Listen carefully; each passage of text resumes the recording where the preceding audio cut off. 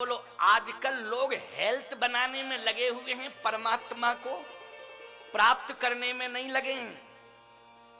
एक सज्जन बोले, महाराज जी हम लोग व्रत करते हैं, एकादशी का व्रत करते हैं, अमावस का व्रत करते हैं, सोमवार का व्रत करते हैं, मंगलवार का व्रत करते हैं। व्रत इसलिए करते हैं कि भगवान मिले। मैंने कहा मूर्ख मत बनाओ, जिस दिन तुम व्रत करते हो उस दिन 1000 रुपया का पेमेंट हो जाता है फलाहार में। बोलो होता कि नहीं होता? जिस दिन लोग व्रत करते हैं उस दिन 1000-2000 का फलाहार बन जाता है कि नहीं बन जाता? भोजन से ज्यादा महंगा पड़ता है कि नहीं पड़ता है? तो तुम भगवान को प्राप्त करने के लिए व्रत कर रहे हैं कि हेल्थ बनाने के लिए कर रहे हैं? बोलो भाई, झूठ क्यों बोलते हो? ये व्रत का नाटक क्यों करते हो?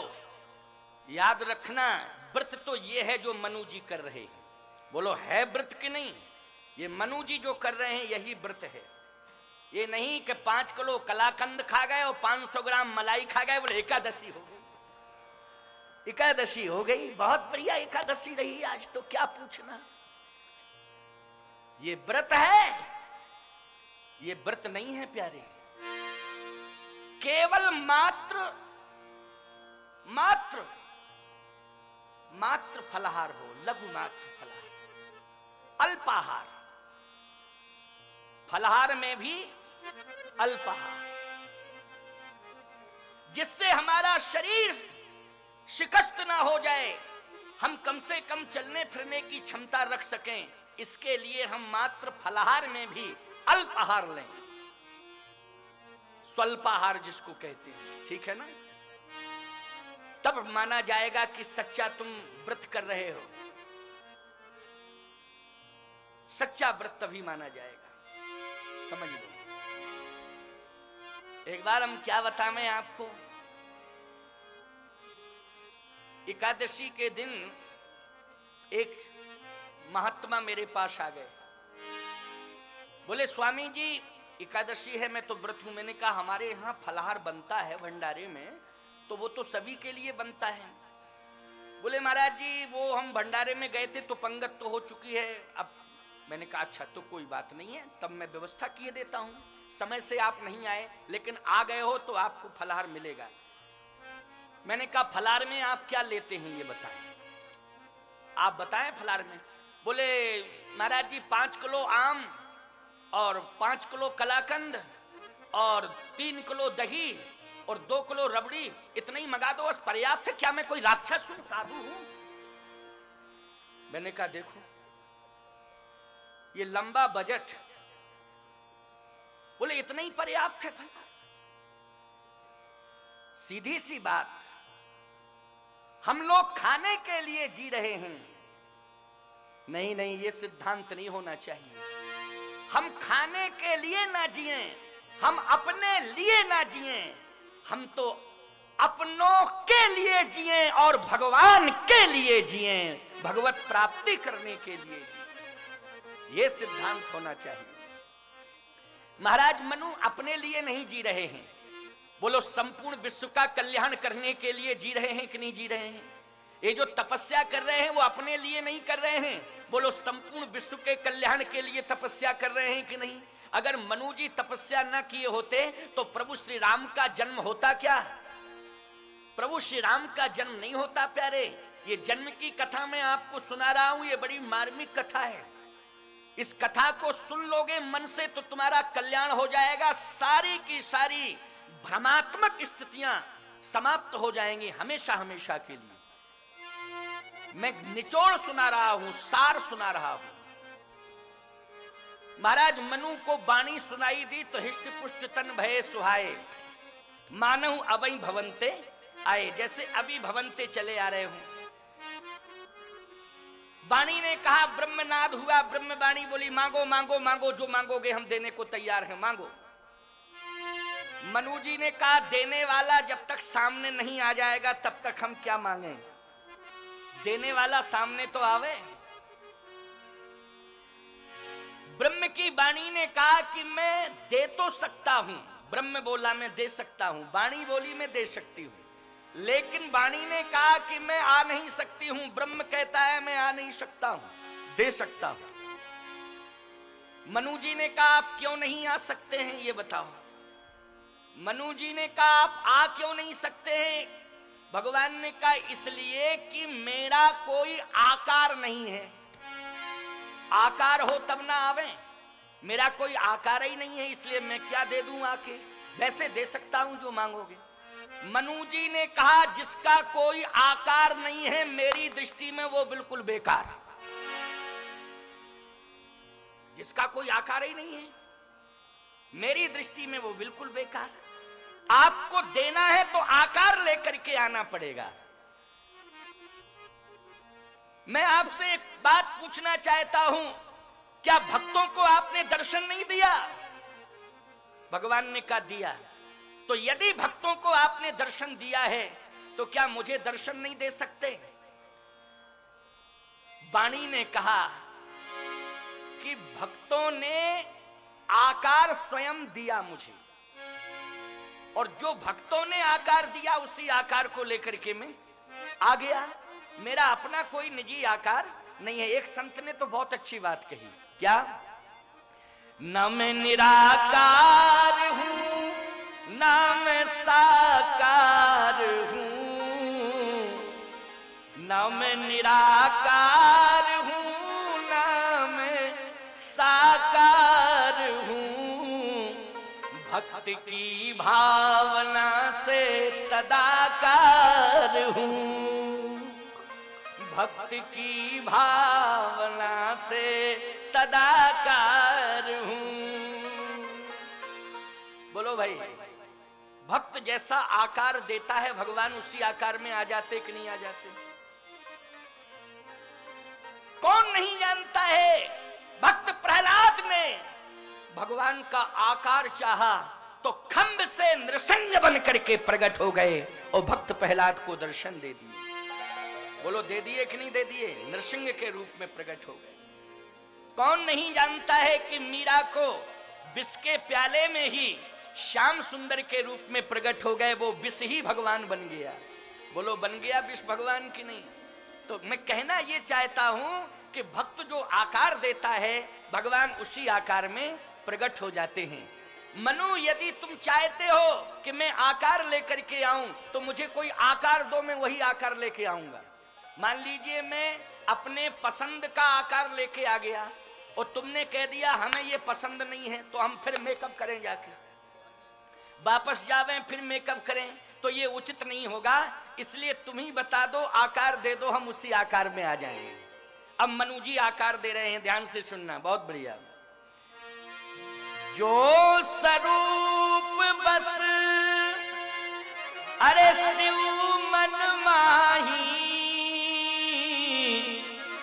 और जही कारण मुन जतन कराही। जो भुसुंडी मन अरे मानस हंसा, अगुण सगुण जही निगम प्रशंसा। देखें हम स्वरूप भरि लोचन, कृपा करहु प्रणकारक मोचन। देखें हम स्वरूप भरि लोचन, कृपा करहु प्रणकारक मोचन, कृपा करहु प्रणकारक मोचन, कृपा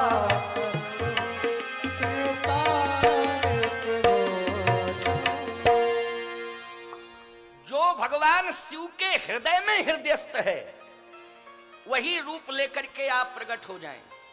अच्छा, आप सब जानते हैं भगवान शंकर के हृदय में कौन सा रूप हृदयस्थ है। अब थोड़ा सा इस पर ध्यान आकर्षित कराना चाहता हूं। जो स्वरूप बस शिव मन माही, शंकर जी के मन में कौन सा रूप बसा हुआ है, शंकर जी के हृदय में कौन सा रूप हृदयस्थ है।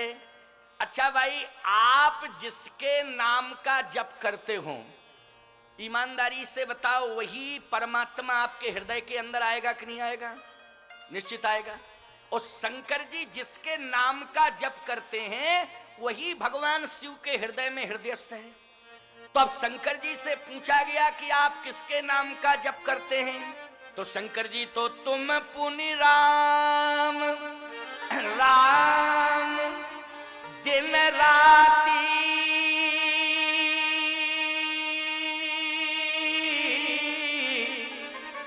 और सादर जप हूं अनंग आरात। बोलो भगवान शंकर दिन रात राम राम राम राम राम, बोलो यही जपते हैं कि नहीं? तो शंकर जी के हृदय में राम जी बैठे कि नहीं बैठे? और बोलो आज मनु जी सगुण साकार रूप में श्री राम को ही प्राप्त करेंगे कि नहीं करेंगे? करेंगे। आपने स्वीकार कर लिया कि हाँ महाराज करेंगे। तब तक एक सज्जन खड़े होके बोले महाराज जी रुको रुको रुको रुको। मैंने कहा क्या बात है क्या बात है? बोले इसमें हमें शंका है। मैंने कहा शंका क्या है? बोले आपने ये कहा तुम पुन राम राम दिन राती सादर जपहु अनंग आराती, राम राम राम राम दिन रात शंकर जी जपते हैं। हमने कहा जपते हैं। तो फिर गोस्वामी जी ने ऐसा क्यों लिखा कि राम राम शिव सुमरन लागे तो जाना सती जगतपति जागे, इसका मतलब सोए थे तभी जगे। तो दिन रात कहां हो गया? अब कहां दिन रात है आप ही बताएं। मैंने माथा पकड़ लिया, क्या बताऊं इसको, क्या समझाऊं, कैसे समझाऊं? अच्छा चौपाई ये भी है कि नहीं, राम राम शिव सुमरन लागे तो जाना सती जगतपति जागे। और एक चौपाई यह भी है जो मैं कह चुका हूं, तुम पुन राम राम दिन राती, दिन और रात। तो कहे महाराज दिन रात अगर राम राम राम राम शंकर जी जपे तो फिर ऐसा क्यों लिखा कि जाना सती जगतपति जागे? जागे मानी सोए थे, तो सोए थे तो राम राम कैसे कहे? आप ही बताओ। मैंने कहा शास्त्र कहता है, तुम समझते नहीं हो। शास्त्र कहता है, शास्त्र की बात माननी चाहिए। तो बोले शास्त्र क्या कहता है आप बताइए। शास्त्र कहता है कि आप जब सोने लगे तो सोने के पहले आप राम राम राम राम राम राम राम राम राम राम कह के सो जाएं, और जब जागने लगे तो राम राम राम राम राम राम कह करके जागे। इससे होगा क्या? शास्त्र कहता है इससे ये होगा कि कोई भी प्राणी राम राम राम राम राम राम कह के सोएगा और राम राम राम राम कह के जगेगा, तो सोने और जागने के मध्य में जितनी भी श्वासाएं चलेंगी वो सब राम नाम के भजन से जोड़ दी जाएंगी। इसलिए सोते समय भी आपका भजन ही माना जाएगा। अब बोलो इसमें कोई घाटा है? ईमानदारी से बताओ। अब किसी भी पार्टी का आदमी हो राम राम कह के सो जावे तो कोई दिक्कत है? बताओ भैया, कौन परेशानी की बात है? फायदा ही है कि राम राम राम राम राम राम कह के हम सो रहे, राम राम राम राम कह के हम जगें, यही नियम है। वो आजकल बड़ी विडंबना है, आजकल लोग सोते हैं तो राम राम राम राम कह के नहीं सोते।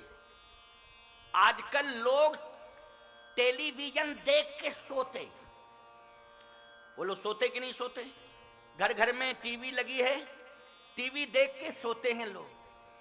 अच्छा जब जगते हैं तो राम राम राम राम कह के नहीं जगते हैं। शंकर जी राम राम कह के जगे, पार्वती जी समझ गई, सती जी समझ गई, मेरे पति जग गए क्योंकि राम राम कह रहे।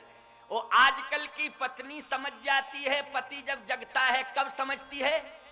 पति राम राम कहे तब नहीं समझती पत्नी जग गए। पति कहे चाय चाय चाय चाय तो पत्नी समझ जाती जग गए जग गए जग गए जग गए, तुरंत चाय की व्यवस्था करो।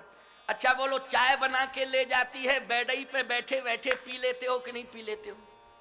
वो चाय है कि जहर है? सोचो जरा। और मैं कहता हूं कि चाय चाय कह के तुम जगे तो दिन भर तुम्हारा चाय चाय चाय चाय में निकल गया। चाय चाय का मतलब है अशांति। क्यों? चाय चाय का मतलब क्या है तुम सब जानते हो? हमारी भाषा समझ रहे हो कि नहीं समझ रहे? चाय चाय का मतलब है अशांति। मैं दावे से कहता हूं चाय चाय कह करके मत जगो प्यारे, राम राम कह करके जगना, जो राम राम कह करके जगते हैं उनका पूरा दिन शांति में व्यतीत होता है, शांति में गुजर जाता है, क्योंकि राम राम से शांति मिलती है। राम जी के नाम से क्या मिलती है? शांति मिलती है। बोलो मिलती है कि नहीं मिलती है? राम नाम इसलिए लिया जाता है, राम नाम का जप इसलिए किया जाता है क्योंकि शांति का अनुभव होता है। शांति प्राप्त करना है तो राम राम जपो। मैंने कहा इसलिए भ्रम दूर करो, शंकर जी का 24 घंटे का राम राम जपना माना जाएगा, क्योंकि श्वासाओं से वो राम राम ही निकलेगा। इसलिए सोने की स्थिति में जो श्वासाएं निकली हैं वो सब राम नाम के संकीर्तन से जोड़ दी जाएंगी। भ्रम उसका दूर हुआ।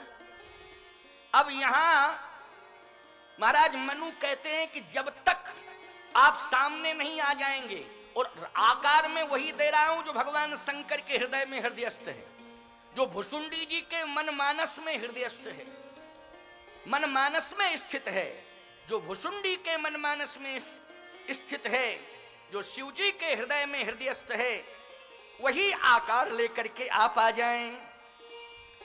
तो शंकर जी के हृदय में कौन सा रूप है? राम राम राम राम। और राम कौन है? रघुवंश भूषण राम। बोलिए रघुवंश भूषण राम की जय। वही राम है। इसलिए नील सरोरुह नीलमणि, नील नीरधर श्याम, लाजय तन शोभा निरखी, कोटि कोटि सतकाम। बात समझ में आ गई? नील सरोरुह नीलमणि, नीलांबुजश्यामल कोमलांगम, सीता समारोपितवाम भागम। बोलो वही नीलांबुजश्याम है कि नहीं? हमारे राम जी कैसे हैं? नीलांबुजश्याम है कि नहीं? और नील सरोरुह नीलमणि, नीर नीरधर श्याम सामने प्रकट हो गए। और जैसे ही प्रकट हुए तो कहा मनु अब मैं आ गया हूं, एक काम करो, जल्दी मांगो, जल्दी मांगो, क्योंकि तुमने बुलाया मैं चला आया, कोई दूसरा बुलाएगा हमें जाना पड़ेगा, इसलिए जल्दी जो मांगो मैं फटाफट दूंगा और चला जाऊंगा, जल्दी मांगो जल्दी मांगो। मनु जी बोले जल्दी जल्दी मत कहो, हमको इतनी जल्दी नहीं है, जब आप फुर्सत में हो तब आ जाना, अभी चले जाओ। अगर ज्यादा जल्दी है तो हमें जल्दी वल्दी की जरूरत नहीं है, आप तो फुर्सत में हो जाओ तब आओ आराम से, फिर मैं मांग लूंगा, हमें कोई दिक्कत नहीं। शत्रुपा जी बोली देखो आए हुए भगवान को वापस मत करो, मांग लो। मनु जी बोले रब तुम चुप रहो, तुम नहीं जानती हो, तुम शांत रहो, जो मैं कहूं उसको तुम स्वीकार करना। शत्रुपा जी ने कहा ठीक ठीक ठीक ठीक। आजकल की होती तो कहती तुम मांगना वांगना नहीं जानते, तुम पीछे हटो, मैं मांगूंगी, मैं मांगूंगी। अभी देखो देने वाला भी घबरा जाएगा, ऐसा मांगूंगी।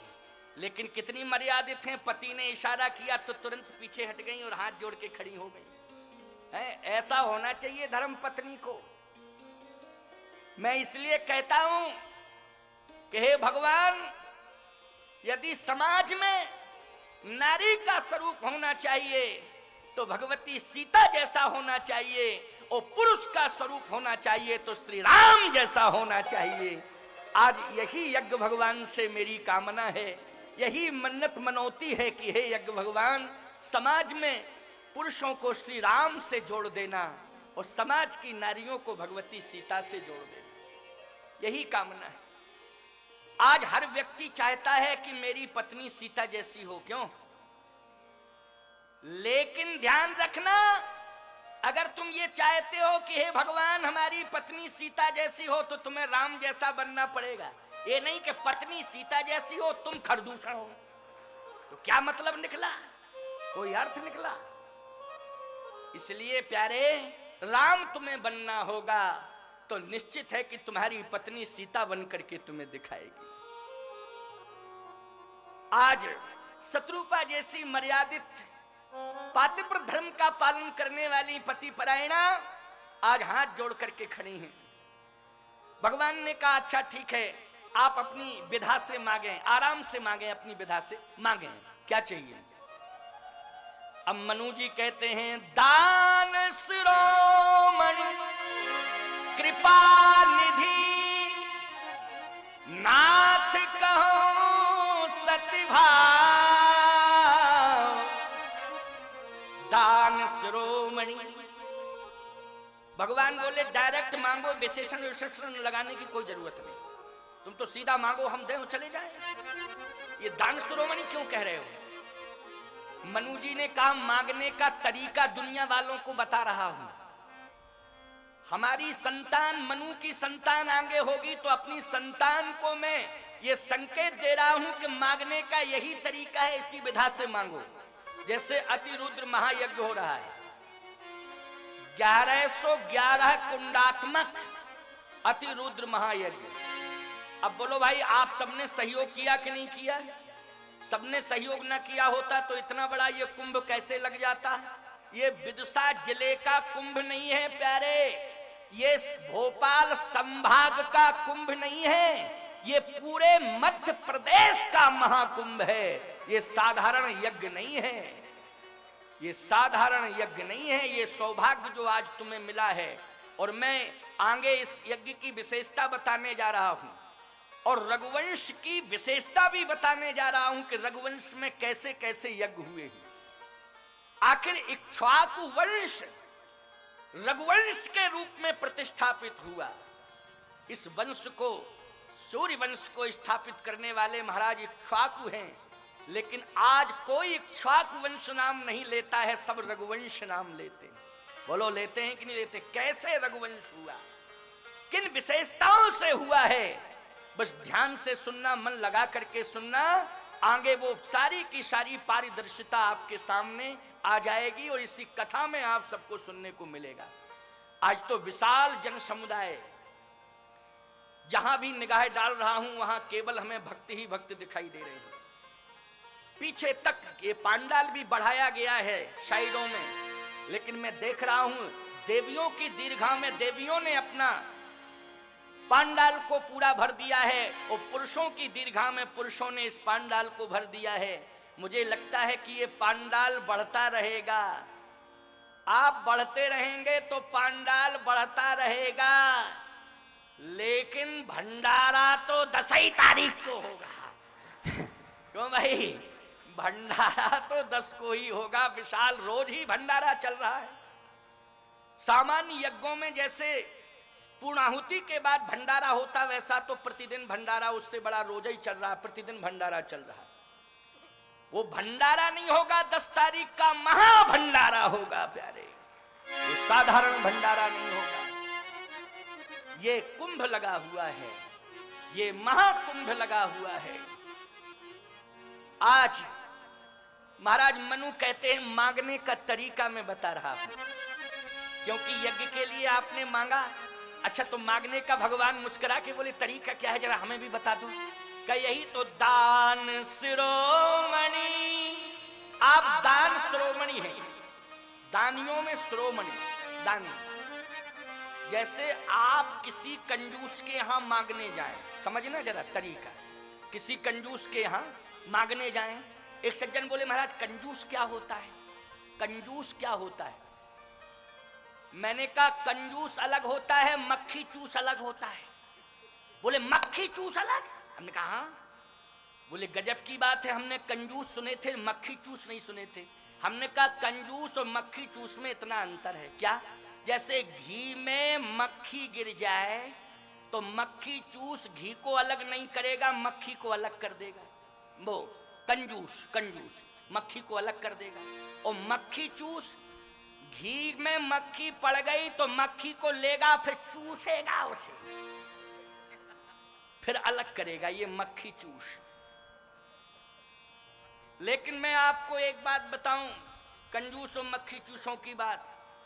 एक सज्जन बोले महाराज जी हमारे पिताजी जो थे वो 10 ग्राम घी 1 साल चलाते थे। हमने कहा 10 ग्राम घी 1 साल तो गजब की बात है, क्यों 10 ग्राम घी कैसे चलेगा 1 साल। बोले महाराज जी बात ये थी कि एक शीशी में उन्होंने घी रखा और ढक्कन खोलते थे भोजन के समय, और सीधा सींक को डालते थे और दाल में घुमा देते थे और ढक्कन बंद करके। हमने कहा ऐसा तेरा बाप था? बोले हाँ महाराज जी, वो साल भर घी चला। हमने कहा गजब हो गया। एक बोला चुप कर, हमारे बाप तो ऐसे थे और बाप के बाप 3-4 पीढ़ी से 100 ग्राम घी खत्म ही नहीं हो रहा।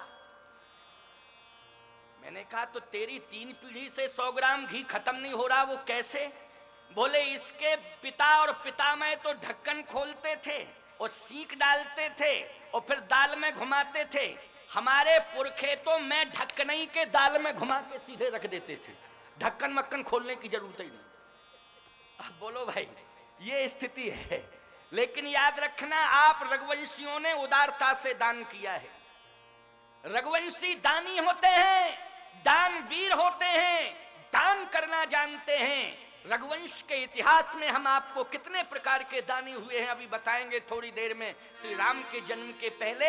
और आपने दान दिया है, खुल करके दान दिया है, और जो नहीं दे पाए हैं वो निश्चित है कल परसों तक पेमेंट पूरा कर देंगे, है ना, कंफर्म है। क्योंकि रघुवंशी जो कह देते हैं वो करते हैं।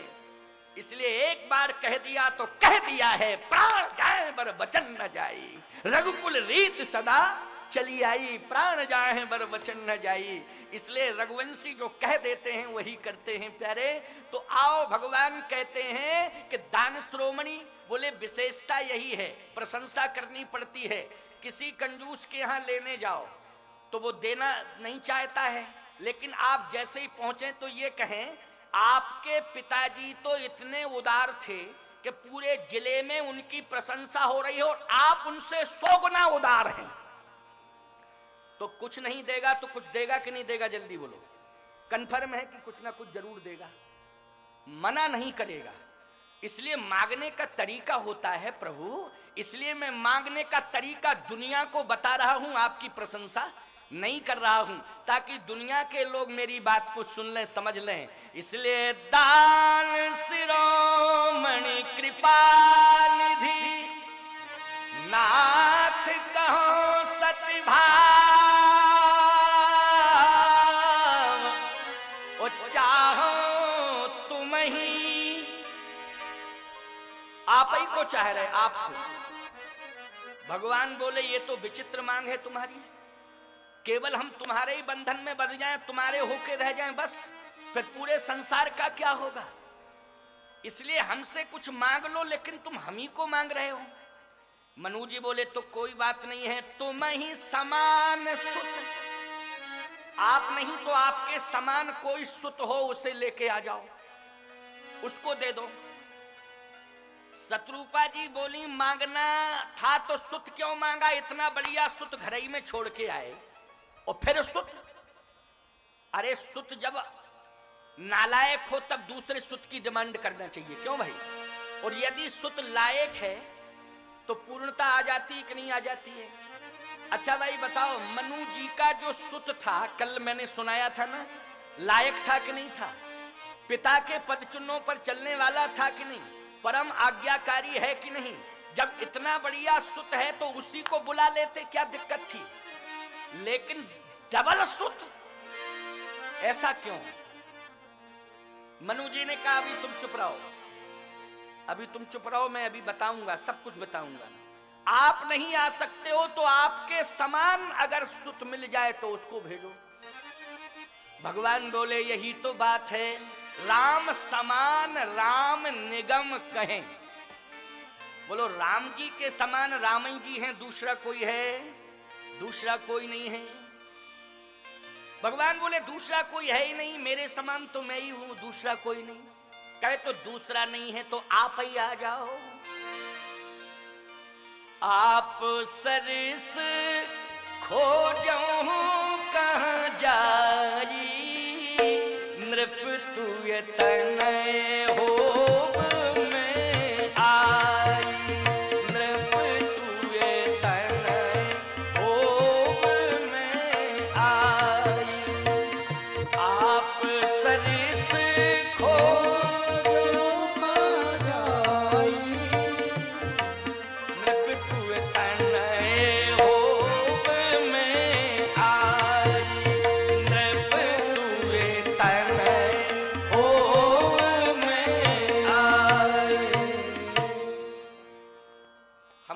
दौड़ाना पड़ता है। देखो डबल मेहनत पड़ रही है मेरे ऊपर, क्यों पड़ रही है कि नहीं, लेकिन तुम्हें आनंद मिल रहा है कि नहीं? सबने हाथ उठा दिया, आनंद मिल रहा है। अच्छा एक बात बताओ, गन्ने को आनंद मिलता कि गन्ना का रस पीने वाले को मिलता? हाँ, गन्ने के रस को पीने वाले को आनंद मिलता, मिलता कि नहीं मिलता? अच्छा गन्ने का रस एक गिलास पिला दिया जाए, फिर कहा जाए और हाँ हाँ बहुत अच्छा है और लाओ, तिवारा में हाँ बहुत अच्छा है और लाओ, लेकिन उस गन्ने से पूछो, देखा एक बार पेरा फिर दोहरा करके फिर टहरा करके, उसमें कुछ बचा ही नहीं। क्यों?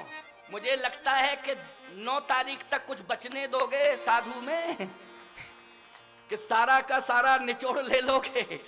चलो कोई बात नहीं है, चिंता मत करो। हम अपने लिए नहीं जी रहे हैं, अपने भक्तों के लिए जी रहे हैं, इसलिए भक्तों के लिए हम सब कुछ कर सकते हैं। हमारे अंदर जो भी ज्ञान है वो सारे ज्ञान को निछावर करके जाएंगे, लुटा के जाएंगे आप जैसे भक्तों के बीच में।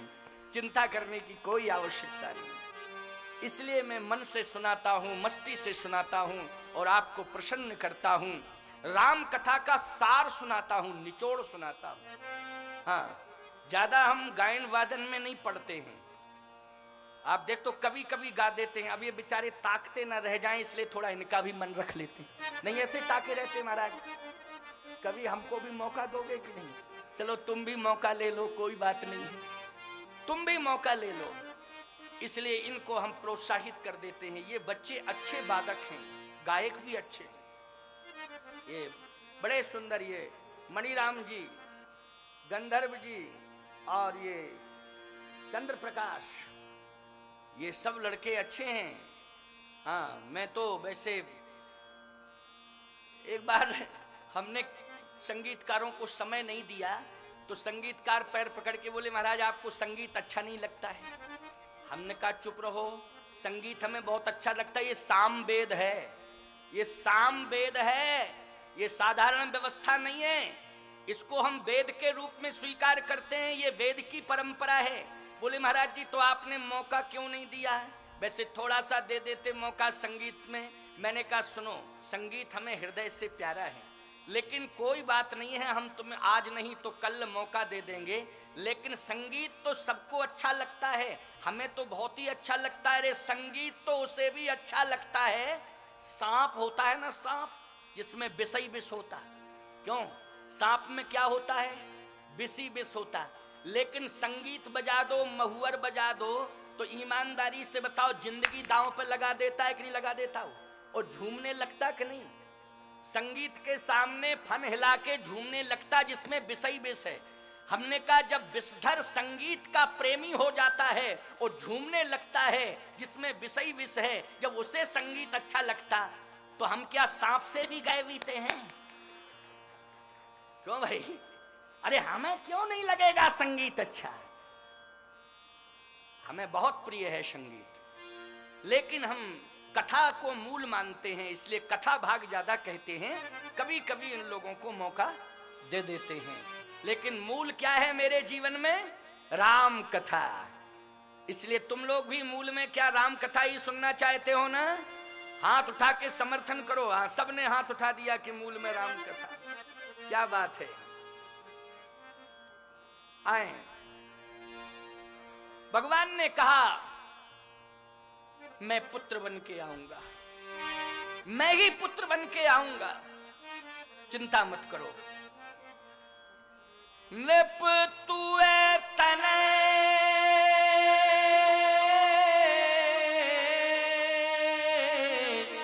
होब में आई,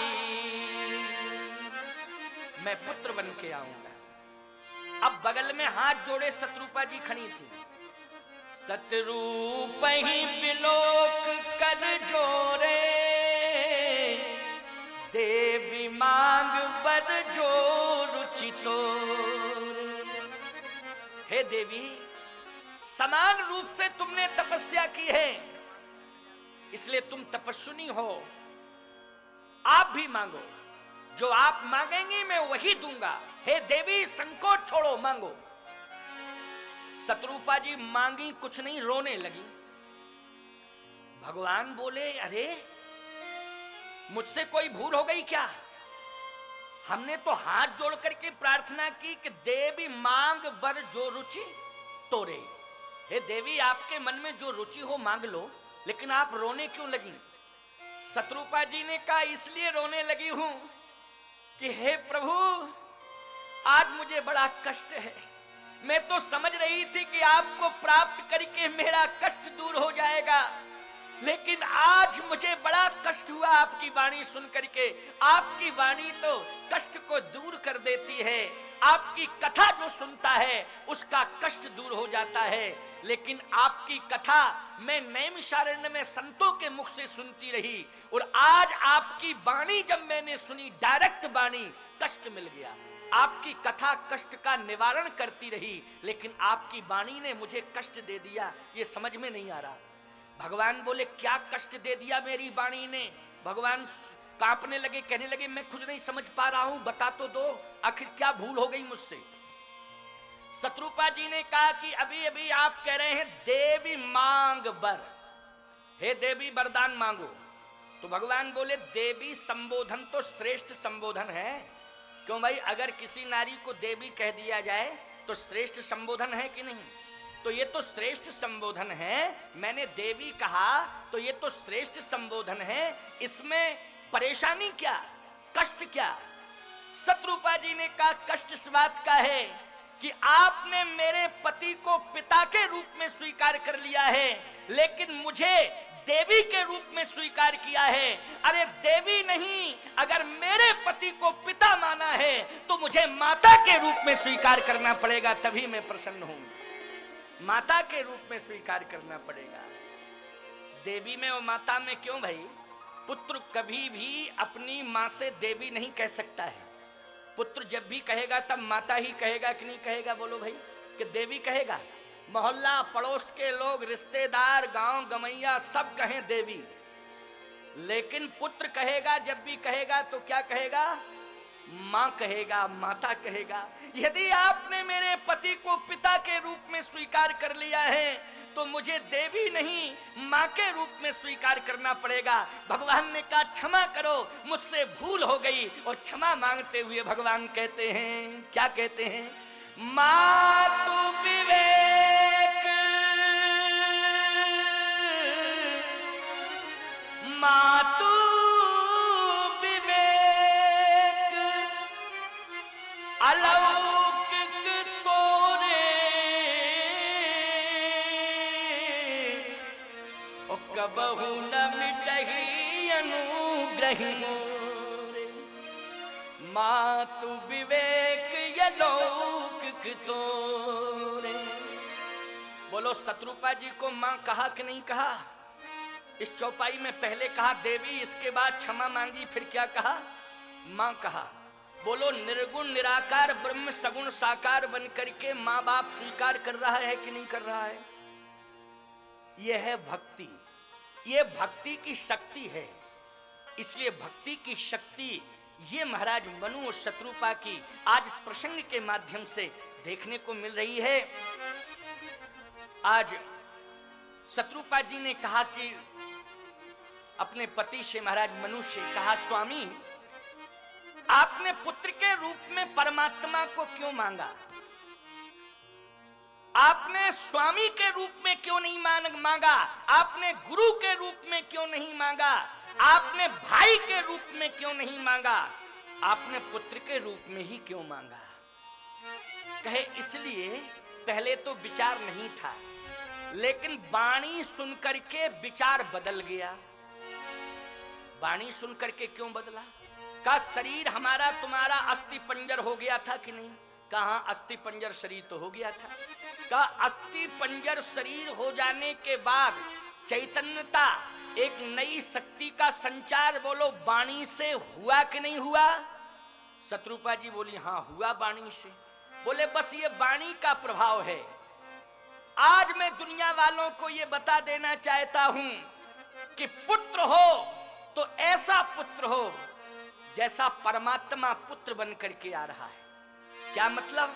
मतलब ये है कि बाप यदि 8 घंटे परिश्रम करके घर में लौटे, 8 घंटा बाद घर में लौटे परिश्रम करके, अगर तुम किसान हो तो खेत में परिश्रम करके, खेत से परिश्रम करके घर में लौटो। तुम अगर व्यापारी हो तो प्रतिष्ठान से परिश्रम करके लौटो, अथवा तुम अधिकारी कर्मचारी हो, ऑफिस में परिश्रम करके ऑफिस से 8 घंटे बाद लौटो।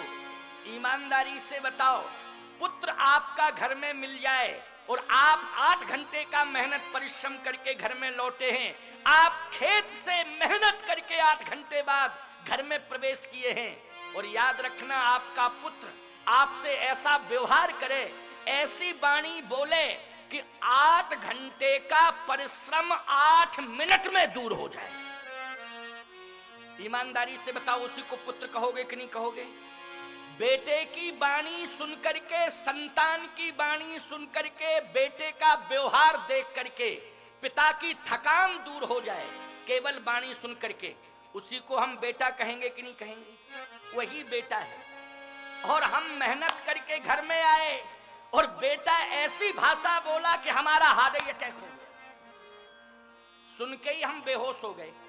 बोलो तो उसे हम बेटा नहीं कहेंगे, उसे हम चपेटा कहेंगे। वो बेटा बेटा नहीं है, वो केवल धन दौलत जमीन जायदाद लेने के लिए आया है, सेवा करने के लिए नहीं आया है। महाराज मनु कहते हैं, बेटा तो मुझे घर में भी अच्छा मिला था, लेकिन आज मैं वाणी से प्रभावित हुआ हूं कि ऐसा बेटा होना चाहिए। अरे मेरा बेटा वाणी से उतना मुझे प्रभावित नहीं कर पाया, वो सेवा करने का संकल्प लिया है, उसने संतुष्टि देने का प्रयास किया है, लेकिन आज दिखाई नहीं दिया ये ब्रह्म, लेकिन ब्रह्म की वाणी ने ही हिष्ट पुष्ट कर दिया, ब्रह्म की वाणी ने ही चैतन्यता प्रदान कर दी। इसलिए आज मैं ये चाहता हूं कि असली पुत्र का सुख यदि मुझे मिला है तो इस वाणी से मिला है, इसलिए वाणी ही नहीं, अब तो सशरीर पुत्र बन करके आ जाओ, बस मेरी यही इच्छा है और मेरी कोई कामना नहीं है, आप पुत्र बन करके आ जाओ। भगवान ने कहा चिंता मत करो, थोड़ा सा समय दे दो मुझे, समय, क्योंकि समय सबको चाहिए कि नहीं चाहिए? बोलो भाई, थोड़ा समय तो देना चाहिए, हर चीज में समय लिया जाता है। कहा मुझे समय दे दो। महाराज मनु बोले कितना समय दे दें? कहे बस थोड़ा सा समय, ज्यादा समय नहीं, थोड़ा सा समय। आपको अपना रूप बदलना पड़ेगा, आपको इस शरीर को छोड़ करके दूसरे शरीर में प्रवेश करना पड़ेगा।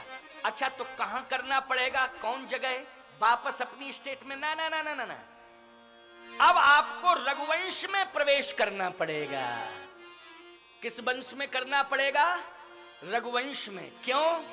इसलिए कि रघुवंश में दानी है, तपस्वी है, सत्यव्रती है। इसलिए जिस वंश में दानी, तपस्वी, सत्यव्रती होते हैं, परमात्मा कहता है उसी वंश में मैं पुत्र बन करके पैदा होता हूं, पुत्र बन करके आ जाता हूं। इसलिए अब तुम्हें रघुवंश में प्रवेश करना पड़ेगा। बोलो भाई, मनु जी ने किस वंश में प्रवेश किया? रघुवंश में। ते दशरथ कौशल्या रूपा कौशलपुरी प्रगट नर भूपा, कौशलपुरी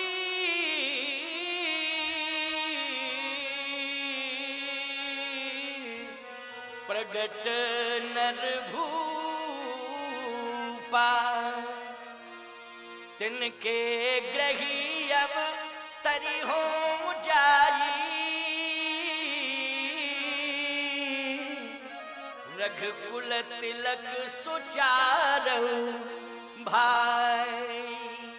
मनु जी ने कहा अकेले आपको मांगा था, लेकिन आप अपने साथ 3 को लाएंगे। कहा 3 को लाएंगे, 3 हमारे सहयोगी होंगे।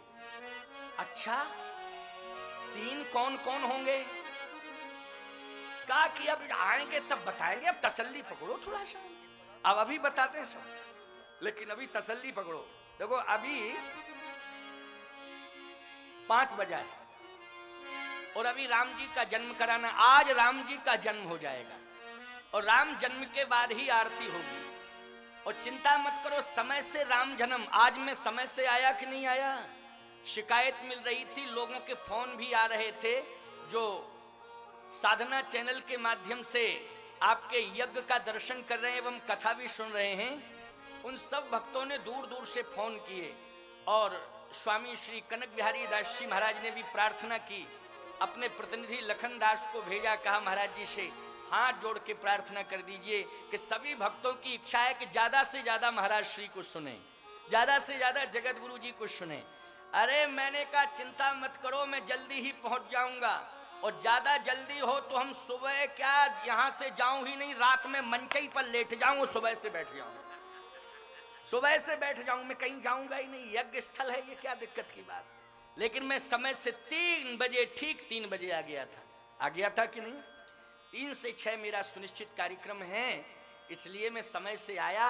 और देखो विलंब से आने का कारण थोड़ा वाहन विलंब से पहुंचा और भीड़ भाड़ जाम फाम ये रास्ते में, क्योंकि थोड़ा दूर ठहरा हूं ना।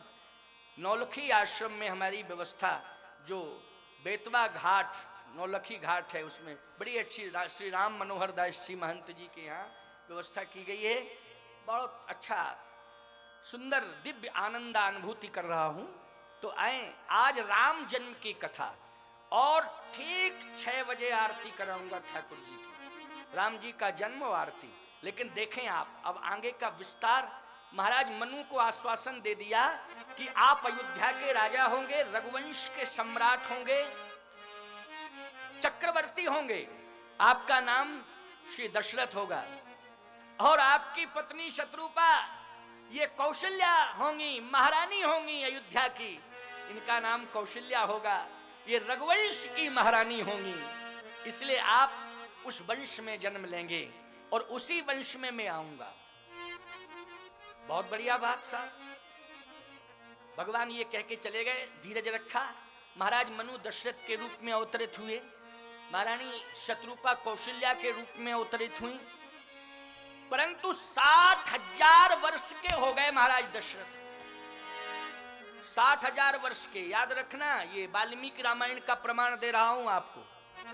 60,000 वर्ष के हो गए महाराज श्री दशरथ, लेकिन पुत्र नहीं हुआ, पुत्र नहीं हुआ, संतान ही नहीं हुई। अब कल्पना करो, कोई आदमी 60 साल का हो जाए तो संतान की आशा छोड़ देता कि नहीं छोड़ देता? बोलो छोड़ देता। 60 साल का ही हो जाए बहुत है, अब तो संतान की आशा ही छोड़ देता कि अब तो 60 वर्ष के हो गए। दशरथ जी तो 60,000 वर्ष के, लेकिन कल्पना करो आप, 60,000 वर्ष में पुत्र नहीं हुआ। एक दिन की बात, अरुंधति जी ने, माता अरुंधति जी ने गुरु वशिष्ठ जी से कहा कि आप रघुवंश के कुल पुरोहित हैं कि नहीं। अब कहां से प्रारंभ होता है यह प्रसंग और कैसे इसका विस्तार होता है, जरा समझने की कोशिश करना। बहुत बढ़िया बात मैं आपको बता रहा हूं। माता अरुंधति ने कहा, माता अरुंधति ने कहा, हाँ माता जी आराम से बैठ जाएं, आशीर्वाद है मेरा। माताएं जहां बैठी हैं वहीं बैठे, मेरा आशीर्वाद है। और ये बहुत भावुक हैं, इसलिए श्रद्धा से प्रणाम करने आई हैं। अब ये माताओं की दीर्घा में बैठे वहीं जाके, जय हो, आशीर्वाद। तो मैं चर्चा कर रहा था, माता अरुंधति, मेरी ओर जरा ध्यान आकर्षित करें, आप मेरी ओर देखें। माता अरुंधति ने गुरु वशिष्ठ जी महाराज से कहा कि महाराज एक बात समझ में नहीं आ रही है, आप जैसा पुरोहित, आप जैसा गुरु तपस्वी रघुवंश को मिला, लेकिन फिर भी संतानहीन होने जा रहा है रघुवंश। 60,000 वर्ष की आयु हो गई राजा की, लेकिन फिर भी संतान नहीं प्राप्त हुई। वशिष्ठ जी हंसने लगे। माता अरुंधति ने कहा, महाराज गंभीरता से लीजिए आप, 60,000 वर्ष की आयु बहुत होती है और अभी तक संतान नहीं हुई तो रघुवंश चलेगा नहीं क्या? वशिष्ठ जी महाराज ने कहा, रघुवंश तो चलेगा, याद रखना जब तक सूर्य में प्रकाश रहेगा, गंगा में पावन धारा प्रवाहित होती रहेगी, तब तक रघुवंश सदा चलता ही रहेगा और रघुवंश भूषण श्री राम की जय जयकार होती रहेगी। रघुवंश भूषण श्री राम की जय जयकार होती रहेगी।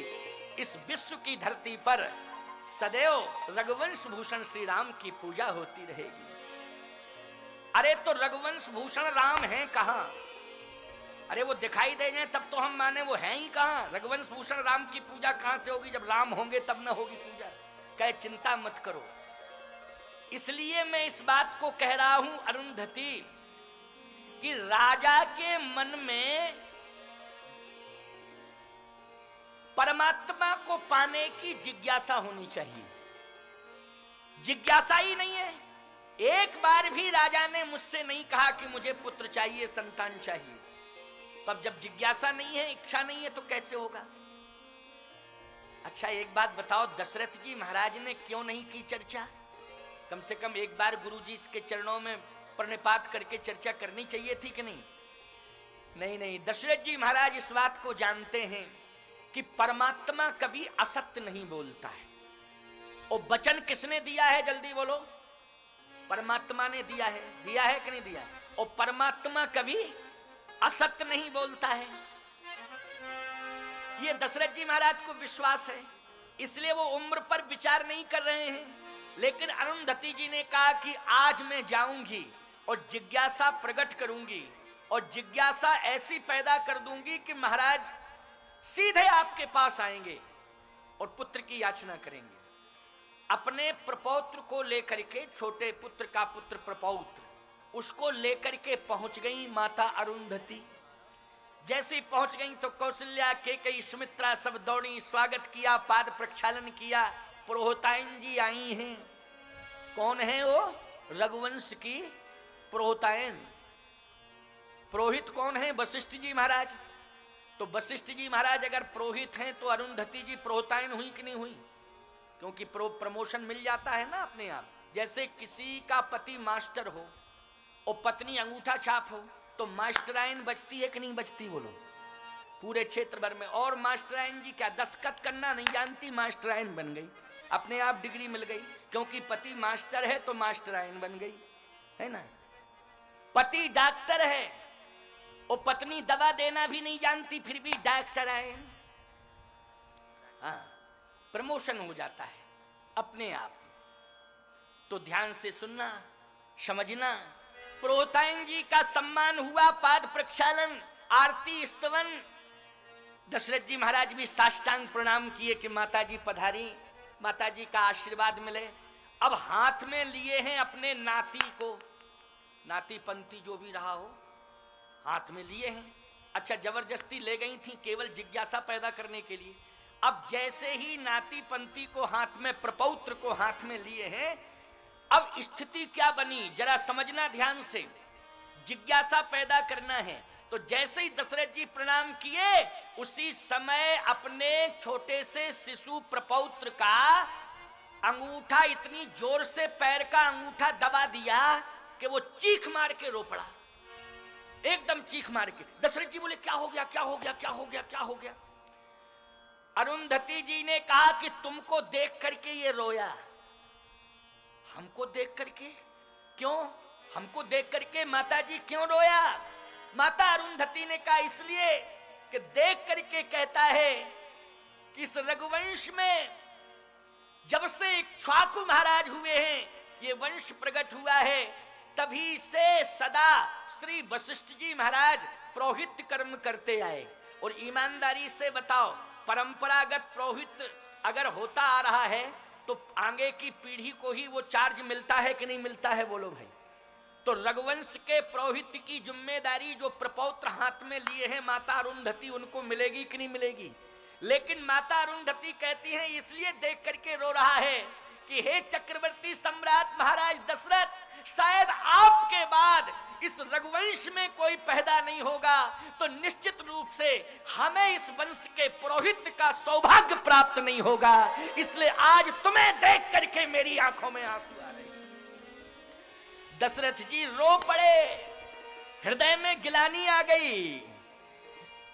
एक बार भूपत मन माही, एक बार भूपत मन माही, एक बार भूपत मन माही, एक बार भूपत मन माही, भई गलानी मोर सुत नाही, भई गलानी मोर सुत नाही, गुरु ग्रह गए तुरत महिपाला, गुरु कह गए तुरत महिपाला, जल्दी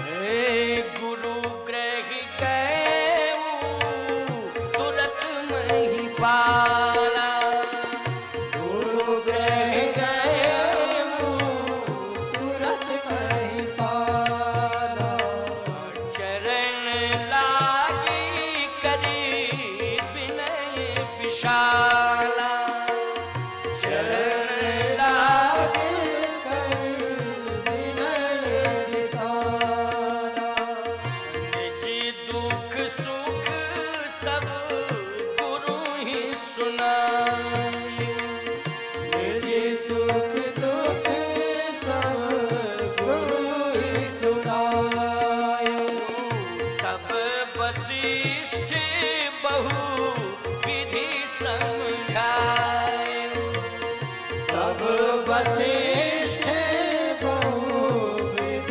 समझायो, तब वशिष्ठ बहुविधि समझाए। चिंता मत करो, रोना धोना बंद करो। क्यों रो रहे हो? इसलिए महाराज की 60,000 वर्ष की आयु हो चुकी, अब रघुवंश का कोई युवराज नहीं होगा। लगता है कि युवराज कोई रघुवंश को मिलेगा ही नहीं, रघुवंश ऐसा ही डूब जाएगा। कौन चलाएगा इस रघुवंश को? महाराज, आप रघुवंश का पुरोहित कर्म करते आ रहे हैं, आपके आशीर्वाद से रघुवंश चल रहा है, लेकिन मैं क्या देख रहा हूं कि आज रघुवंश संतानहीन रहेगा। चिंता मत करो, धारा हो धीर, धीरज रखो, घबराओ नहीं, धीरज रखो, धीरे धीरे धीरे धीरज रखो, घबराओ नहीं।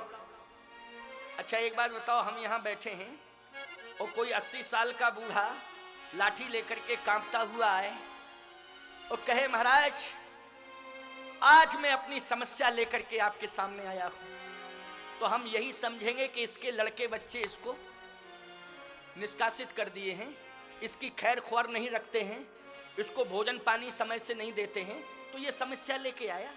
क्यों यही समझेंगे कि नहीं समझेंगे? तो हम तुरंत कहेंगे क्या तुम्हारी समस्या है, जल्दी बताओ। तो कहेगा समस्या ये है कि आज तक संतान नहीं हुई, ऐसा आशीर्वाद दो कि संतान हो जाए। 80 साल का बूढ़ा हमसे संतान मांगे तो हमें आश्चर्य होगा कि नहीं होगा? बोलो। और यदि हम आशीर्वाद दे देंगे वो संतान भी हो जाएगी, तो समाज दोनों को थूकेगा, हमें भी थूकेगा, उसको भी। कि बुढ़ापे पे आशीर्वाद देने बैठे और बुढ़ापे पे संतान मिली, बदनामी हमारी भी होगी और बदनामी उस बूढ़े की भी होगी।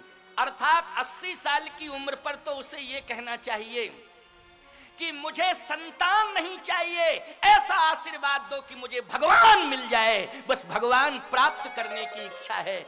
ईमानदारी से बताओ, भगवान मांगने के लिए आएगा और हम आशीर्वाद देंगे तो दोनों प्रशंसा के पात्र रहेंगे कि नहीं रहेंगे? हमारी भी प्रशंसा होगी और जिसको हम आशीर्वाद देंगे उसकी भी प्रशंसा होगी कि वाह, जगत गुरु जी ने ऐसा आशीर्वाद बुढ़ापे पर दिया कि भगवान मिल गए। लेकिन बुढ़ापे पे दशरथ जी क्या लेने गए बोलो? भई गलान मोरे सुत नहीं, ये भ्रम है समाज का। सुत लेने नहीं गए प्यारे। जैसे ही वशिष्ठ जी महाराज के पास गए, अभी तक क्यों नहीं गए थे? अगर सुत लेने नहीं गए तो अभी तक क्यों नहीं गए थे? सुत लेने के लिए गए होते तो समय से जाते कि नहीं जाते? लेकिन सुत लेने के लिए नहीं गए प्यारे, फिर सुत के रूप में परमात्मा को प्राप्त करने के लिए गए। किसको लेने गए? अब जल्दी बोलो। सुत के रूप में परमात्मा। क्योंकि मनु जी को भगवान ने जो वरदान दिया था वो क्या दिया था कि आप सरिस खोजऊं कहां जाई, नृपतुए तनय होब में आई। मैं भगवान हूं लेकिन बेटा बन के आऊंगा, यही कहा था कि नहीं कहा था? बोलो भाई। लेकिन समय से क्यों नहीं आए गुरु जी के पास? तक नारद जी आ गए। नारद जी आ गए। नारद जी ने कहा नारायण नारायण नारायण, अरे समय से आना चाहिए था, जवानी पूरी चली गई, बुढ़ापे में आए हो सुत मांगने के लिए।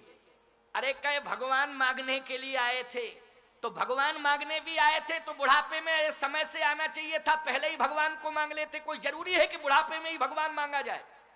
जवानी पे भी भगवान को मांगना चाहिए। कहे कि हम ये सोचते रहे कि भगवान मिलेंगे मिलेंगे मिलेंगे, सुत के रूप में मिलेंगे। तो दशरथ जी ने कहा कि सुत के रूप में मिलेंगे मिलेंगे, ऐसा सोचता रहा। नारद जी ने कहा जवानी में क्यों नहीं आए? वशिष्ठ जी ने कहा नारद जी शांत रहो, कोई बात नहीं, देर आए आए, देर से आए आए, आना चाहिए था, आ गए। लेकिन अब आप ये कहना चाहते हो कि अभी विलंब से क्यों आए, जवानी पर आना चाहिए था।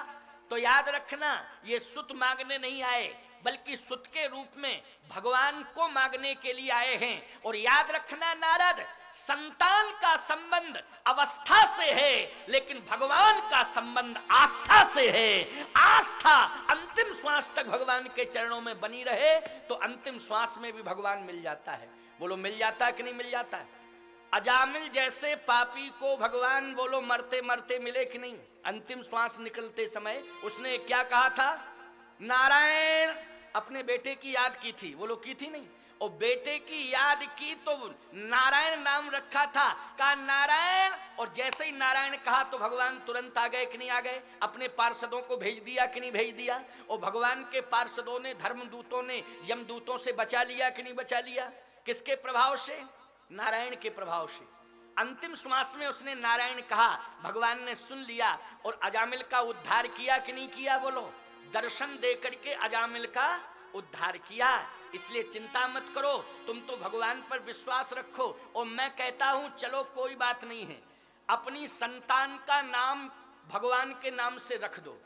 तो भगवान का नाम नहीं लोगे, अपने बेटा को बुलाओगे, अगर उसका नाम तुमने राम कुमार रख दिया तो 2-4 बार 10 बार बुलाओगे दिन में, तो राम कुमार राम कुमार राम कुमार इधर आओ, राम कुमार राम कुमार, बोलो राम राम राम राम, निकलेगा कि नहीं निकलेगा? इसलिए ऐसे नाम रखो जो देवी देवताओं से संबंधित हो।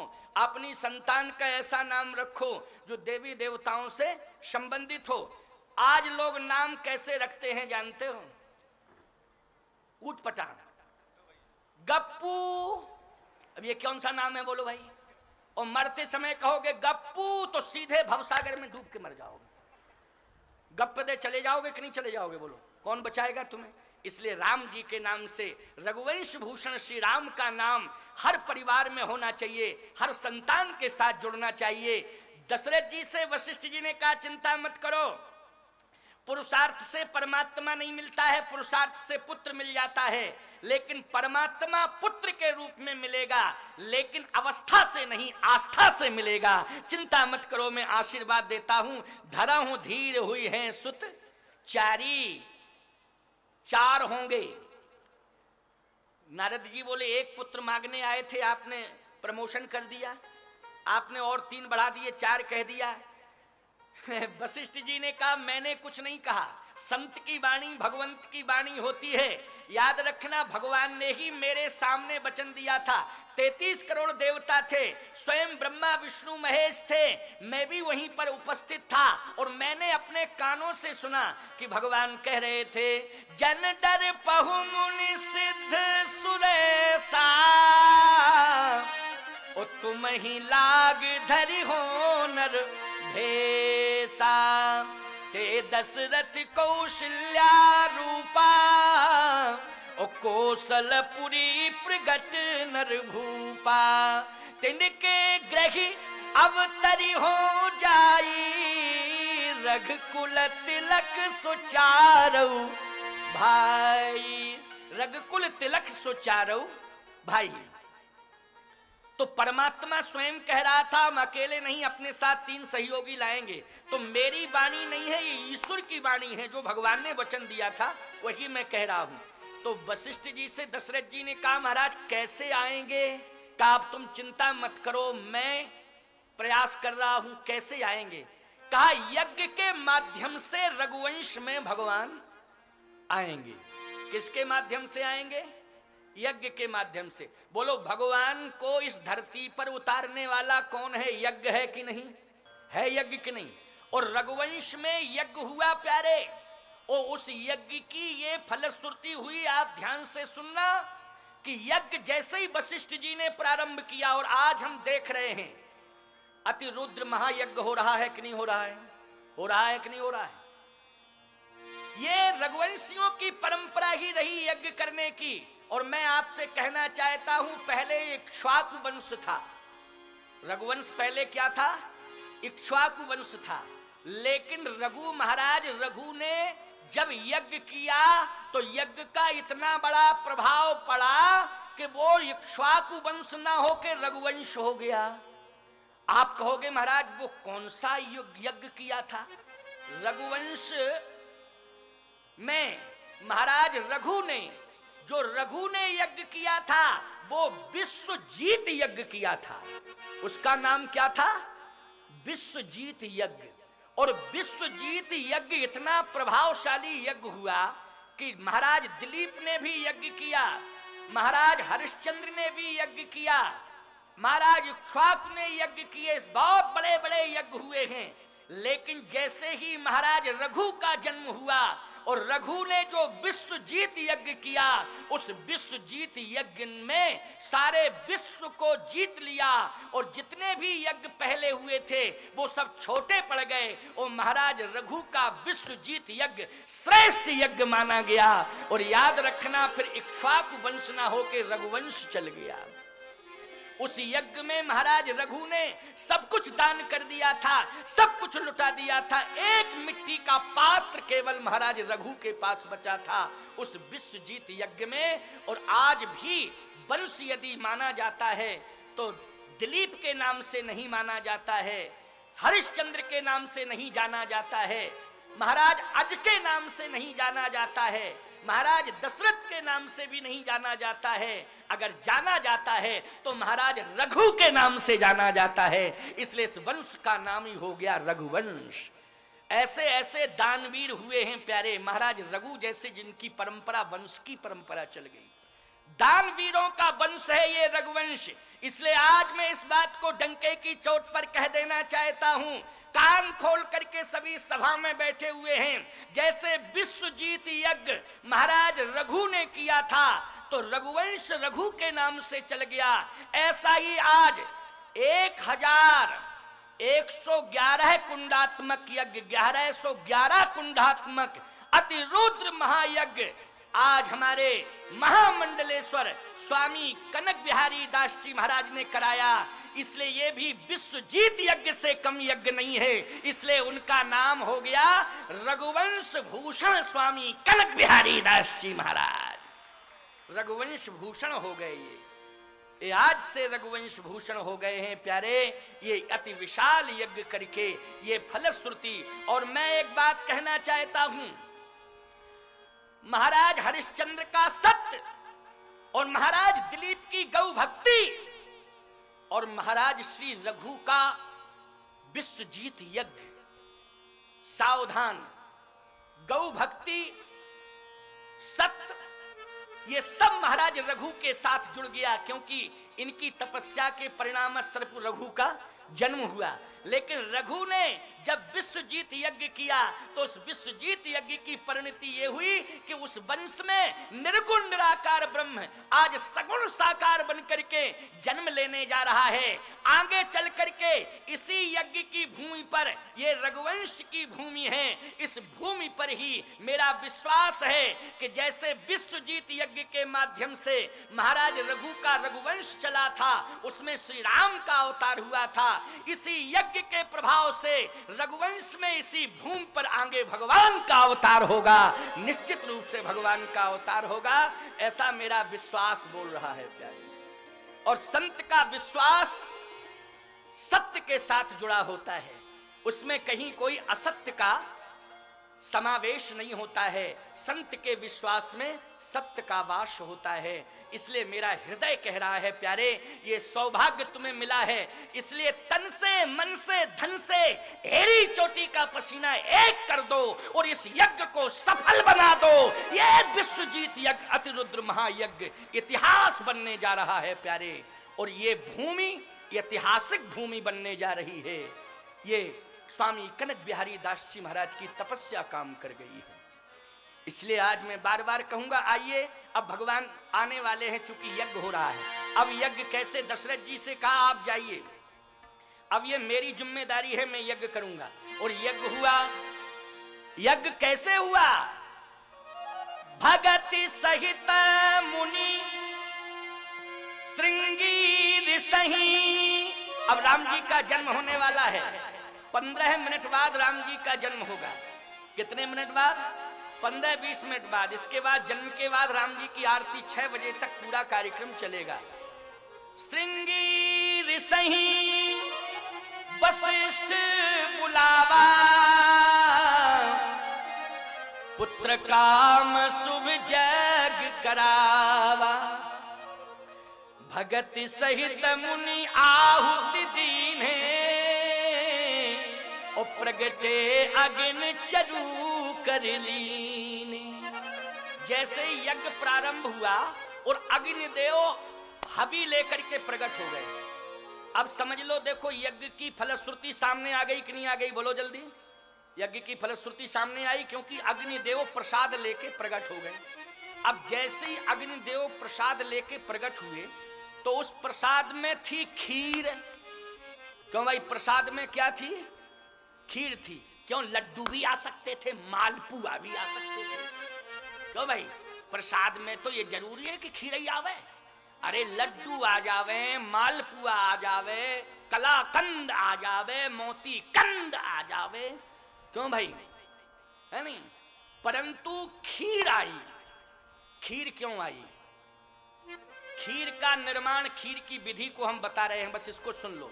परमात्मा कैसे प्राप्त होता है, इस खीर से परमात्मा का क्या संबंध है, समझ लो बस। और किसी भी तत्व में खीर के अलावा वो तत्व नहीं पाए जाते हैं जिसमें परमात्मा प्रकट हो जाए, लेकिन खीर में ही वो तत्व है जिससे परमात्मा प्रकट होता है।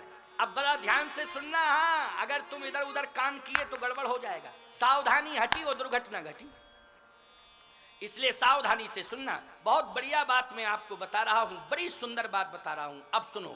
खीर लेकर के प्रकट हो गए। अब जैसे ही खीर लेकर के प्रकट हुए अग्निदेव,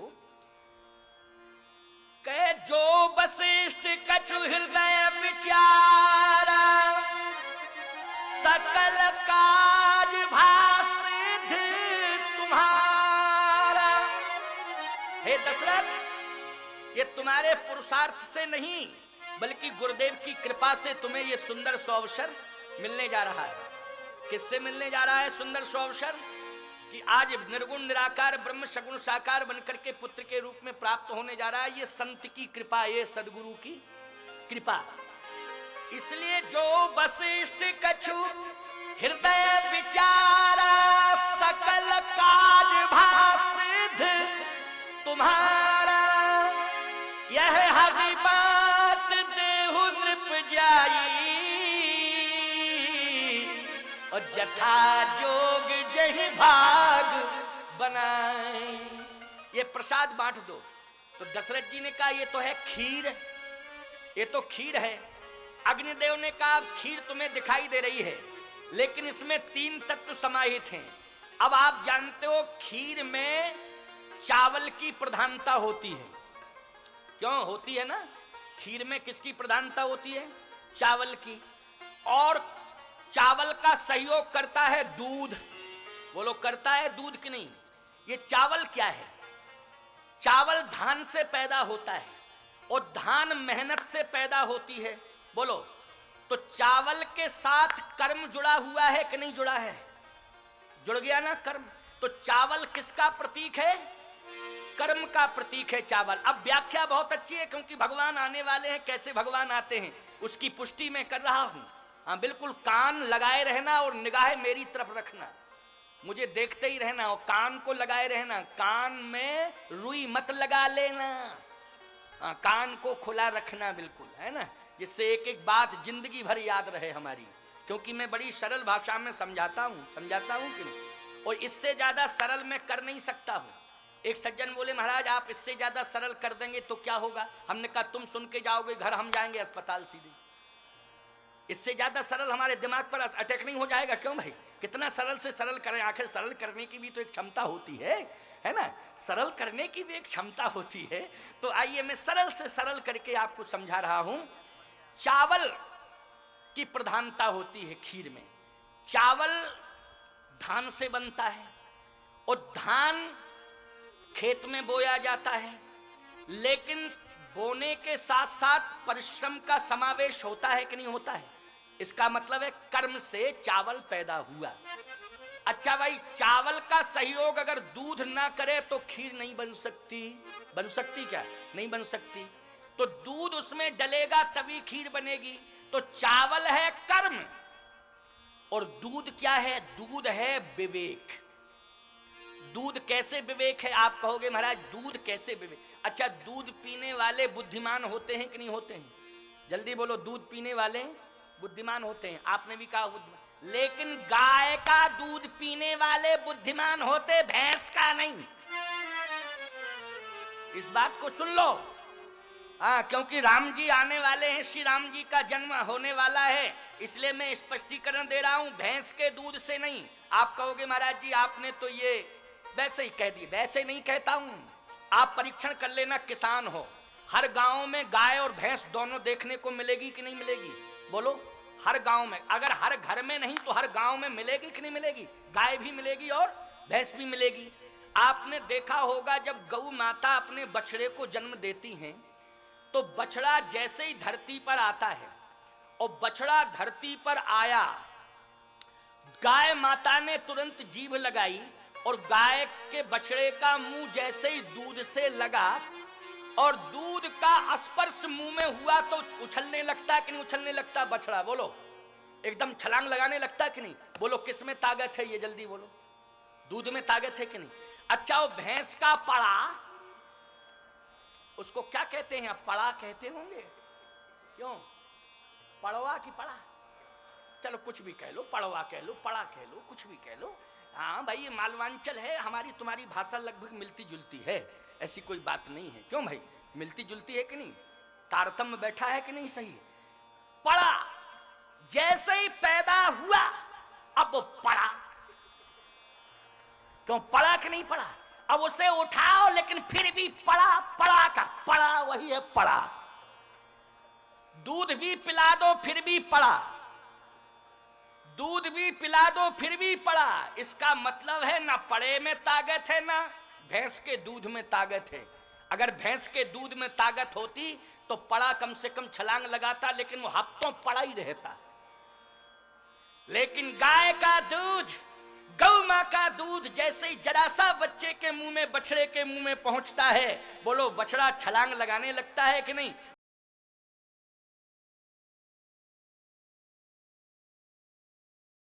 मेधावी बनाना है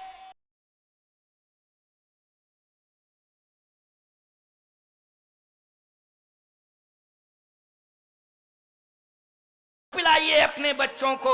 जब तुम्हारे बच्चे गाय का दूध पिएंगे तो निश्चित है कि कभी भी फेल नहीं हो सकते। और भैंस का दूध अगर पिएंगे बच्चे तो याद रखना 5-5 साल तक एक ही कक्षा में पढ़े रहेंगे, न कक्षा उन्हें छोड़ेगी न वो कक्षा को छोड़ेंगे, वो पढ़े ही रहेंगे, पढ़े ही रहेंगे। इसलिए किसका दूध पिलाना है? गाय का दूध पिलाना है। संकल्प लो कि हम गाय का पालन पोषण करेंगे और अपनी संतान को हम गाय माता का दूध पिला करके मेधावी बनाएंगे, बुद्धिमान बनाएंगे, क्योंकि गाय के क्षीर में, दूध में विवेक का वास है। ये मैंने सिद्ध कर दिया। अब थोड़ा सा आगे सुनिए। क्षीर और नीर, ईमानदारी से बताओ, हंस अगर सामने आ जाए तो क्षीर और नीर का भेद बता देता कि नहीं बता देता? बोलो हंस, कि इस दूध में इतना पानी है, इतना दूध है। इसका मतलब है कि क्षीर और नीर का भेद बताने वाला हंस होता है। सीधी सी बात, दूध में विवेक होता है, इसलिए विवेक के माध्यम से ही हंस क्षीर और नीर का भेद बताता है। तो आओ, जब तक चावल में दूध का सहयोग नहीं जुड़ जाएगा तब तक चावल खीर के रूप में नहीं बदल सकता। अच्छा, अब दूध भी डाल दो, चावल सिद्ध हो जावे, बढ़िया सिद्ध पक जावे, सिद्ध हो जावे, लेकिन स्वाद नहीं आएगा जब तक शक्कर नहीं डाल दोगे। क्यों भाई? चाहे जितना शुद्ध दूध डल जाए चावल में, खीर बन जाएगी, लेकिन जब तक शक्कर नहीं डलेगी तब तक स्वाद नहीं मिलेगा। तो याद रखना, ये जो अग्निदेव खीर लेकर के प्रकट हुए हैं, इसमें 3 तत्वों का समावेश है जिससे परमात्मा प्रकट हो रहा है। क्या कहे? एक तो कर्म रूपी चावल और एक विवेक रूपी दूध, और याद रखना भक्ति रूपी शर्करा, भक्ति रूपी शक्कर इसमें पड़ी हुई है। इसलिए याद रखना, कर्म रूपी चावल और विवेक रूपी दूध, उसमें भक्ति रूपी शक्कर को डालने से, शर्करा को डालने से ये हविष्यान बन गया, ये प्रसाद बन गया। अब भक्ति के समावेश हो जाने से इस प्रसाद को दशरथ जो भी महारानी पाएगी वो निश्चित रूप से पुत्र के रूप में भगवान को प्राप्त करेगी। ये मेरा आशीर्वाद है। तो बोलो, व्याख्या हो गई कि नहीं हो गई सही? कि जो भी रानी और इस रानियों को देना ये प्रसाद रानियों को देना, इसमें भक्ति का समावेश हो गया है। और भक्ति का समावेश युक्त पदार्थ अगर उदर में जाएगा तो बोलो परमात्मा का वास होगा कि नहीं होगा? होगा कि नहीं होगा? वो ये यज्ञ का प्रसाद है। इसलिए यह हबी बाट देहो नृप जाई, और जथा जोग जहीं भाग बनाई। इसको वितरित कर दो, जाओ जल्दी। अर्ध भाग कौशल्य ही दीना। अब थोड़ा हवाई सर्वे कर रहे हैं प्रसंग का। क्यों? क्योंकि समय 5:45 बजने वाले हैं, 5:45 बज ही गए हैं। लेकिन अभी देखो, अभी राम जी का जन्म होता सीधी आरती हो जाएगी, चिंता क्यों करते हो? अर्ध भाग कौशल्य ही दीना, उभय भाग आधे पुण्य कीना। अच्छा, ये अभी बांट देव नृप जाई, जथा जोग जाए भाग बनाई। तो जथा जोग में 3 भाग होना चाहिए था कि नहीं? बोलो, जथा जोग में 3 महारानियों को देना है तो भाग कितने होने चाहिए थे प्रसाद के? 3 होना चाहिए था। और 3 भाग में तीनों को दे देना चाहिए था समान रूप से। लेकिन अर्ध भाग कौशल्य ही दीना, डायरेक्ट सीधा आधा ही दे दिया कौशल्या। अब बोलो, बैलेंस सीट बिगड़ रही। बोलो भाई, बैलेंस बिगड़ रहा कि नहीं बिगड़ रहा? बैलेंस बिगड़ रहा। अब बैलेंस कैसे बने देखो। इसलिए कहता हूं माताओं, जब भी बैलेंस नारियों का बिगड़ता है तब बंटवारे में, और जब भी बैलेंस बिगड़ता है तो खान पान,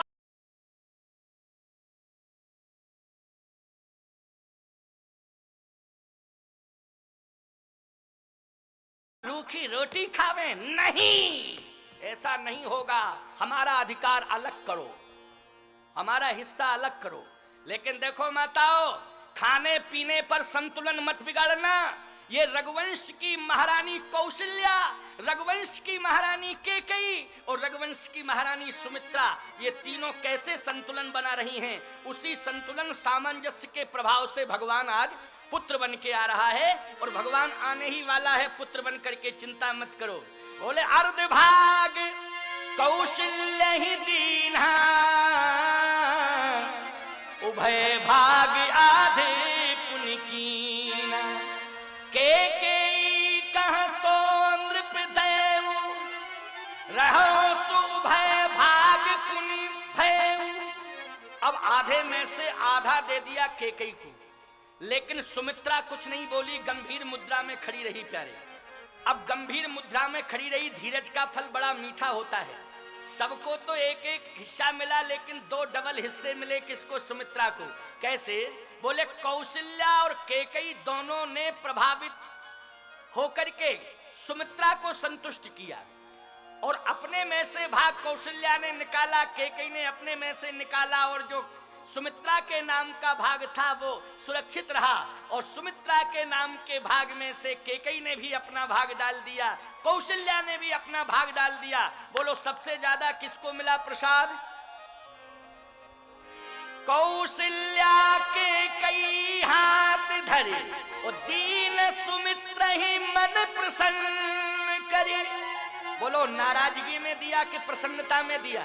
कौशल्या और कैकेयी ने दो भाग करके सुमित्रा को प्रसन्नता पूर्वक दिया और जैसे ही सुमित्रा को डबल भाग मिले प्रसाद के तो सुमित्रा भी क्या कहती है, हे परमात्मा, हे यज्ञ भगवान, अगर यज्ञ के प्रसाद से संतान की प्राप्ति होगी तो बड़ी दीदी को एक भाग मिला और मझली दीदी कैकेयी को एक भाग मिला, लेकिन दोनों ने कृपा करके मुझे डबल भाग दे दिए प्रसाद के। अगर मेरे दो पुत्र पैदा हुए तो आज मैं संकल्प लेती हूं कि एक पुत्र तो बड़ी दीदी कौशल्या के बेटे की सेवा में लगा दूंगी और दूसरे बेटे को मझली दीदी कैकेयी के बेटे की सेवा में लगा दूंगी। इन दोनों पुत्रों को मैं सेवा में लगा दूंगी। बोलो समन्वय है कि नहीं? अब ऐसे समन्वय युक्त परिवार में भगवान आएंगे कि नहीं आएंगे? अब भगवान आ रहे हैं। जोग लगन ग्रही बार तिथि, जोग लगन ग्रही बार तिथि और सकल भय अनुकूल और चर अचर हर्ष जुत राम जन्म सुख मूल भय प्रगट कृपाला दीन दयाला।